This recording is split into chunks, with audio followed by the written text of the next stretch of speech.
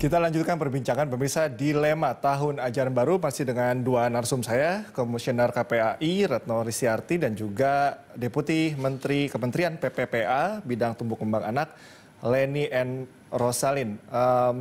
Ini kalau kita lihat dari judul dilema tahun ajaran baru. Tapi kalau saya tadi disampaikan sebelumnya mendengar penjelasan dari kedua narsum dari Ibu Retno dan juga Ibu Leni, sepertinya kok nggak dilema karena sebetulnya sudah tahu keputusan yang harus dibuat. Sepakat dengan itu mungkin Ibu Retno dulu? Ya, betul bahwa sebenarnya sudah jelas ya langkah yang akhirnya karena sudah ada masukan dari Ikatan Dokter Anak Indonesia, ada masukan dari berbagai pihak, ini sebenarnya kan sudah gitu. Tetapi tadi ya, saya melihat sebenarnya pola koordinasi pemerintah yang nampaknya memang harus ditingkatkan.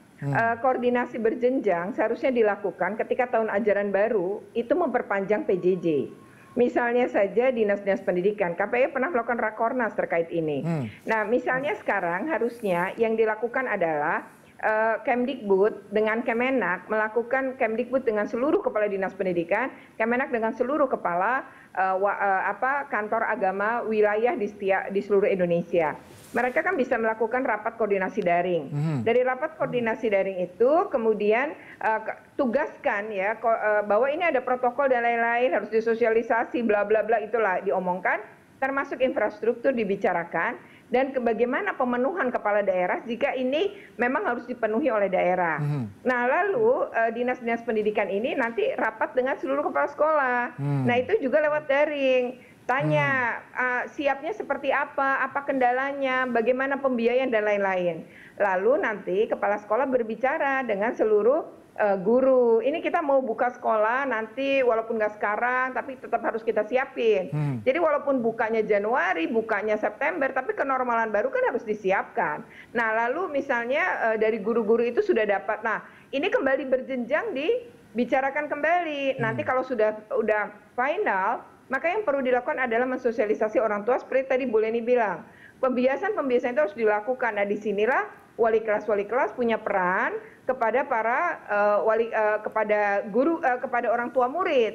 Mereka bisa melakukan daring juga sebenarnya untuk apa yang harus dipersiapkan orang tua. Misalnya, nanti tidak ada kantin ya Bapak Ibu, jadi Bapak Ibu harus menyiapkan bekal untuk anak-anak. Latih anak-anak untuk pakai masker, latih anak-anak untuk cuci tangan. Nah, hal-hal ini kan semua harus pakai persiapan. Karena tadi Bu Leni juga sudah menyatakan dari uji coba yang dilakukan ternyata kok anak-anak tuh dari sekian langkah hanya bisa melakukan langkah ini. Nah, soal cuci tangan tadi, nah itu kan artinya ini perlu pembenahan. Nah, menurut saya nggak bisa dilakukan sendiri, kan harus seluruh pihak. Nah, termasuk bagaimana kemudian PJJ ini menjadi menyenangkan, PJJ ini jadi bisa melayani semua, maka kan perlu ada perbaikan setelah segala catatan sebelumnya gitu ya. Jadi memang ini penting betul menurut saya adalah mengkoordinasi antar kementerian terkait. Kalau perlu memang melibatkan Kementerian Dalam Negeri. Karena dinas pendidikan, tapi kalau kepala daerahnya nggak setuju kan juga kebentur. Misalnya soal anggaran pengadaan wastafel. Wastafel juga kami menyarankan untuk yang injak. Sabun juga yang injak sehingga anak-anak tidak perlu menyentuh. Nah, ini yang kalau di Cina misalnya ya Mas Ika, kalau saya melihat videonya, membaca beritanya, ternyata kalau Cina pertama dia tuh membuka sekolah setelah 10 hari 0 kasus. Bukan fluktuatif turun terus, tapi 0 kasusnya 10 hari. Kedua, mereka melakukan tes PCR kepada seluruh guru yang akan mengajar. Menurut saya ini juga harus dilakukan pemerintah, biayanya juga harus dari pemerintah. Karena kita melindungi anak-anak untuk tidak tertular juga kan. Kalau gurunya kena, anaknya bisa kena dong. Nah, kemudian yang perlu lagi adalah mereka punya pembiasaan baru yaitu sekolah memencet bel setiap 1 jam. Kemudian nanti anak-anak akan berbaris di depan kelas untuk cuci tangan di wastafel kelas masing-masing. Nah, itu tiap 1 jam. Jadi memang pembiasaan itu betul-betul dilakukan oleh Cina. Dan Cina itu perlu diketahui dengan jumlah yang terinfeksi begitu tinggi, tapi Cina 0 kasus anak meninggal karena COVID-19.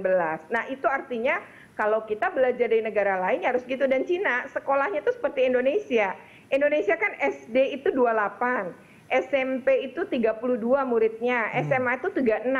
Cina bahkan SMA 40. Nah, ini yang jaga jaraknya bagaimana? Nah, Cina menyiapkan plastik di setiap meja. Jadi di tiap meja-meja itu ada plastik pelindung bagi anak-anak, dan anak ini penting juga disiapin kan.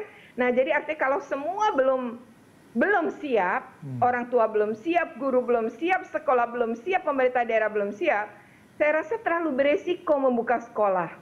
Kita membahayakan anak-anak kita. Kalau anak-anak banyak tertular dan sekolah menjadi klaster baru, saya rasa sistem kesehatan kita akan kewalahan. Nah, itu yang penting kita pikirkan saat ini, sehingga bagaimana melindungi anak-anak ini, maka seluruh pihak, seluruh kementerian ya harus bahu-membahu menyelesaikan, menyiapkan. Saya pikir itu. Oke, ke Ibu Leni, tadi Bu Retno sudah tegas ya bahwa ini bukan dilema lagi, bahwa ya tadi mungkin Anda sudah mendengar sendiri bahwa ini terlalu beresiko ketika dibuka. Tetapi tentu Bu Leni di kementerian selaku regulator punya perspektif lain mungkin yang setidaknya kalau kita berhitung itu kalau kita ini sesuai dengan jadwal, untung ruginya kan seperti ini, kemudian kalau dimundurkan begitu, akan seperti ini gitu. Bagaimana perspektif dari Anda sebagai regulator, Bu Leni? Iya, gini ya, mungkin kalau misalnya ini Kemdikbud menetapkan sebuah tanggal gitu ya untuk start tahun ajaran baru, saya rasa kita bisa melihatnya juga, kita bagi-bagi per wilayah juga bisa ya. Jadi nggak harus kemudian merata seluruh Indonesia. Tidak disamaratakan begitu. Betul, karena kan tadi saya di awal saya sampaikan bahwa kita harus melihat kasus barunya COVID, PDP-nya di wilayah tersebut harus turun terus nih.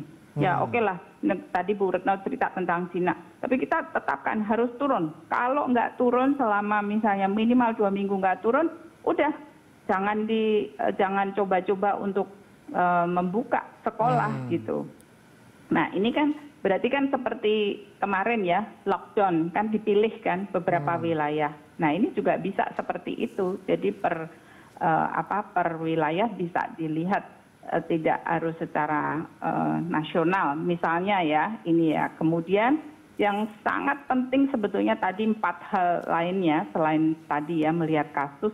Saya betul-betul sangat peduli karena ini kan kita harus menerapkan kepentingan yang terbaik buat anak-anak di atas segala-galanya. Kesehatan, keselamatan anak-anak. Mereka ini generasi penerus kita, jumlahnya 80 juta, dia hampir 31%. Nah, jadi siapkan betul anak. Ayo bagi-bagi tugas. Siapa yang menyiapkan si anak ini? Jadi kalau tadi koordinasi berjenjang tadi, siapa yang menyiapkan anak ini? Ya kan? Kan tidak hanya semua pemerintah tadi kan, bahwa anak harus bisa mempunyai tata kehidupan baru, dia paham dari A sampai Z-nya sebelum dia masuk sekolah nanti ditetapkan tanggal berapa gitu. Anak gitu harus jelas. Orang tua jangan lepas tangan kemudian tadi kan surveinya orang tua menolak gitu. Tapi kalau menolak kemudian dari pihak orang tua sendiri tidak mengedukasi anaknya, ya mau sampai kapan juga kan nggak bisa. Yang hidup sehari-hari di rumah anak kan dengan orang tuanya atau pengasuh penggantinya. Jadi orang tua harus melakukan juga gitu, apalagi sekolah ya. Bu Leni, saya sudah dapat poinnya bahwa memang pola kolaboratif, kemudian juga kurvanya harus turun terus, ini juga harus sangat diperhatikan. Mungkin saya harus di bagian akhir ini membagi 2 segmen ini antara Bu Leni dan juga Ibu Retno. Saya butuh punchline dari Anda selaku regulator untuk menenangkan terutama orang tua begitu mengenai masalah pembukaan kembali sekolah. Ya, mungkin singkat saja Bu, bisa memberikan konklusinya. Mulai dari saya? Iya, jadi saya rasa kita semua memang harus menghadapi situasi ini ya. Kita tidak bisa mengelak. Yang penting kita semua harus menyiapkan diri sesuai tugas, fungsi, dan perannya masing-masing. Dan bagi anak-anak yang masih membutuhkan pendampingan, tentunya orang dewasa yang berada di sekitarnya adalah menjadi pendamping dan penuntun dia untuk dimulainya proses pembelajaran offline ya, bukan pembelajaran jarak jauh. Tetapi sekali lagi karena prinsipnya adalah kepentingan terbaik bagi anak, jadi apabila masih kasusnya belum turun terus-menerus selama minimal 2 minggu atau lebih dari itu, saya rasa kita perlu menunda dulu. Di samping paralel kita siapkan tadi anak, orang tua, sekolah, dan juga infrastruktur pendukungnya, sehingga pada saatnya nanti perbaikan-perbaikan ini dilakukan, proses belajar mengajar bisa akan lebih menyenangkan dan anak-anak tidak merasa stres gitu. Orang tua juga tidak stres, anak juga tidak stres, guru juga tidak stres. Jadi semua adalah sekali lagi demi kepentingan terbaik 80 juta anak Indonesia yang kita cintai. Oke, boleh nih. Bu Retno, singkat, padat, ini bagaimana agar kebijakan nanti betul-betul bisa tepat sasaran, Bu? Ya, pertama memang kita harus belajar betul dari pemerintah atau dari negara lain yang sudah turun kasusnya bahkan bahkan zero kasus, kemudian membuka sekolah, dan ternyata seperti Perancis, Korea Selatan itu terpaksa harus menutup kembali sekolah, pada mereka juga baru membuka sepertiga jumlah sekolah dari seluruh wilayahnya. Tapi terpaksa ditutup karena ada penularan atau anak-anak ini tertular dan sekolah menjadi klaster baru. Nah, untuk itu maka semua memang betul kata Bu Leni harus disiapkan, semua harus sesuai dengan tusinya masing-masing. Namun saya rasa peran pemerintah dalam hal ini termasuk bagaimana mengkampanyekan ini, itu orang tua siap, guru siap, sekolah siap, itu rasanya memang harus bekerja bersama. Dan ingat, bukan hanya Kemdikbud, Kemenak juga punya sekolah ya, pesantren dan madrasah. Nah, bagaimana ini juga semua bisa bersinergi dan berkolaborasi demi melindungi anak-anak Indonesia. Demikian Mas Dika. Oke, Ibu Retno, terima kasih, dan juga Ibu Leni telah berpartisipasi bersama kami. Terima kasih atas waktunya. Dan pemirsa, jangan kemana-mana, Good Morning Jakarta akan segera kembali usai jeda.